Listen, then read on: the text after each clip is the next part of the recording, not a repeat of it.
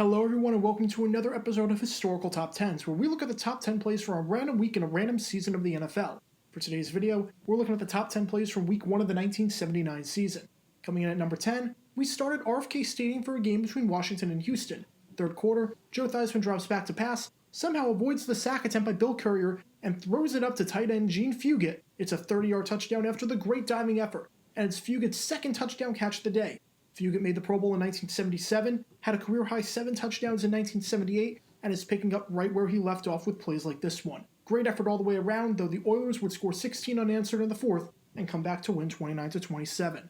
At number 9, we head up to Buffalo for this AFC East matchup between the Bills and the Dolphins. Second quarter, and rookie kicker Uwe von Schamann is lining up for the first field goal attempt of his career. And this is not the way he envisioned his career starting. The kick gets blocked and it's picked up by Charles Romes for a 76-yard touchdown. It's the first time since 1966, when Buffalo was in the AFL, that the Bills returned a blocked field goal for a touchdown, and this one gave the Bills a 7-0 lead, though they wound up losing the game 9-7.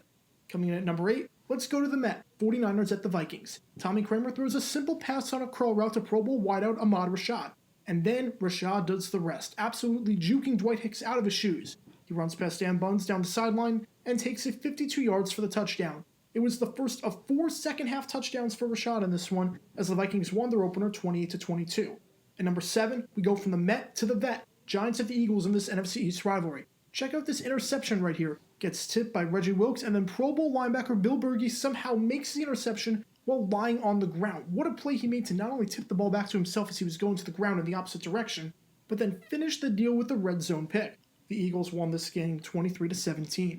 Coming in at number 6, let's show some Walter Payton action. Soldier Field for this classic rivalry between the Bears and the Packers. And watch what Walter Payton does here. This is one of the hardest earned first downs you're going to see. Breaks a tackle, then plants his foot in the ground, and then absolutely trucks over the defender Dave Simmons to get the first down. That's why Walter Payton is one of the best in football. He just bowled over his man to get that first down, as the Bears wound up winning this low-scoring affair 6-3.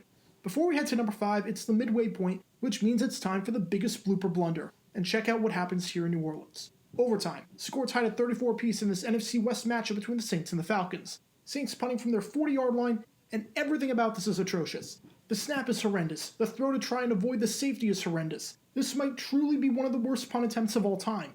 Third-round rookie running back James Mayberry scores on the pick 6 in an absolutely bizarre moment, as the Falcons win 40-34 in overtime. And that is your biggest blooper blunder. Now let's get back to the countdown. At number 5, it's time to go to Shea Stadium for this matchup between the Jets and the Browns. Late in the first half, Matt Robinson drops back to pass, throws it over the middle, and check out this fantastic one-handed grab by Derrick Gaffney, absorbing the contact and making the catch against his body. Great play by the second-year man out of Florida, and we'll have more from this crazy game later. Coming in at number 4, it's an NFC East showdown between the Cowboys and the Cardinals at Busch Stadium. And we've got a bit of trickeration going on here. Roger Staubach pitches it out to Ron Springs, who then throws it to a wide-open Tony Hill for the 30-yard touchdown. The Cowboys took Springs in the 5th round of the draft out of Ohio State, but who knew that the rookie had an arm like that? This one gave the defending NFC champions the lead, and they eventually win this one on the road 22-21. At number 3, we go back to Shea Stadium. Browns down by 3 points with 15 seconds left. Cleveland needs an absolute miracle to get into field goal range and have a chance to tie this one up. I'll let the good folks over at NBC help me out with this one. Pat Leahy with a 21-yard field goal and the lead. Deep far side. It is tipped. He caught in bounds and then out stopping the clock. 32, maybe 33-yard line. It's a 37-yard catch for Dave Logan. Check it out from a closer angle. When coaches say to just knock the ball down in situations like this is why. Crazy play, absolute chaos in this one. Cleveland would tie it on a Don Cockroft 35-yard field goal and win it in overtime on a 27-yarder.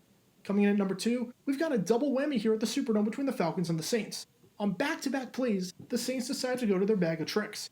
First play of the drive, and check out this beautifully designed play-action pass. Archie Manning fools the entire defense and the cameraman, and finds a wide-open Ike Harris for a 26-yard gain. And then on the very next play, we saw a halfback pass earlier with the Cowboys, but this one by New Orleans is even better. It's Chuck Muncie just throwing it up there for Wes Chandler for a 40-yard touchdown. Back-to-back trick plays, Saints emptying out all of the tricks for the opening week of the season, and it paid off big time on this drive. But finally at number 1, we go to Tampa Bay for perhaps the craziest touchdown pass you will ever see. We've seen quarterbacks throw touchdowns while falling down, but have you ever seen a quarterback throw a touchdown while sitting down?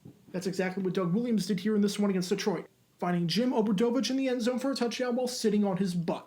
This is just crazy. Tampa Bay would win this NFC Central matchup 31-16, with this touchdown in the fourth putting the game out of reach. That's all for this edition of Historical Top 10s. If you like this series, be sure to like, subscribe, and hit that notification icon so you don't miss the next episode. And don't forget that by joining Patreon, you can request future episode weeks for this series. Until next time, signing off.